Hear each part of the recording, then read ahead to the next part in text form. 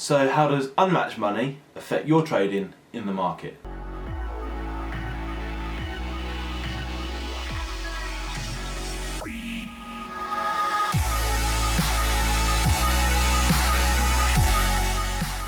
Steph asks, how does all the unmatched money influence your decisions when trading?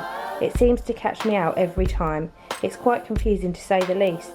I'm often right, but it scares me into making a bad error. So it's a very valid question there from Steph. How does the unmatched money within the market influence your trading decisions? Now, it's a bit of a tricky one because when you're starting out, you may not be fully aware of everything that's happening within the market, but there's quite a few different groups of people out there acting around the prices for various different reasons. But the important thing to remember is unmatched money is just unmatched money. That's all it is in the market.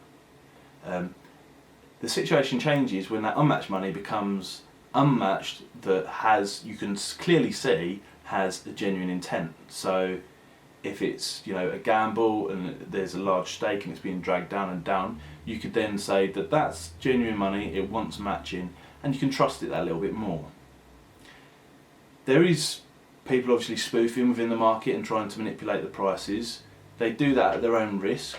It's not something I advise, but they can also provide value too, because when somebody spoofs a price, they're having to leave money on the table at an invaluable price.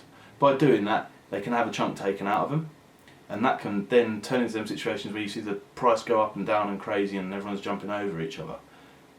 So if you wait for those opportune points when it's up at this crazy price where it shouldn't really be because someone was desperate to get out, you can then get in and you can actually make money off the back of them. So it's quite easy to get caught up in this negative mindset of somebody spoofing, the unmatched money is scaring me, like you said in your question there, Steph. And then eventually it goes where you thought it would anyway. But don't get caught up in it. Don't get caught up in it, don't be tempted. It's best off being defensive, sit back, wait for the opportune point to get involved. The market essentially doesn't care. The market will do what the market's going to do. Whether somebody spoofs it or not, yes, they may be able to hold the price short term, but the market's still going to go where it needs to go. So you're better off putting faith in your edge and building up some confidence and what you're doing within the market than being scared by this sort of unmatched money within the market. A lot of the time I generally try to ignore the unmatched money unless, like I say, there's a clear intent that there's a gamble going on here, either direction, wherever it may be. That should help you avoid getting caught out. The other thing that I can say is quite helpful to lower your stakes. If you're in a situation where you're thinking this is being manipulated, there's a lot of unmatched money sitting there, I don't really trust it, don't trust it. Don't get involved, don't open the trade.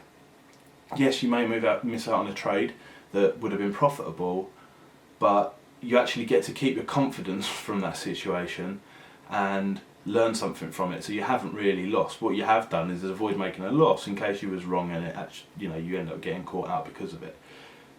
But it's very frustrating and it's not uncommon, and people often get caught by the unmatched money and whatever's dancing around the price, and then it goes on to where they wanted it to anyway, which we all know is just soul destroying, to be honest with you.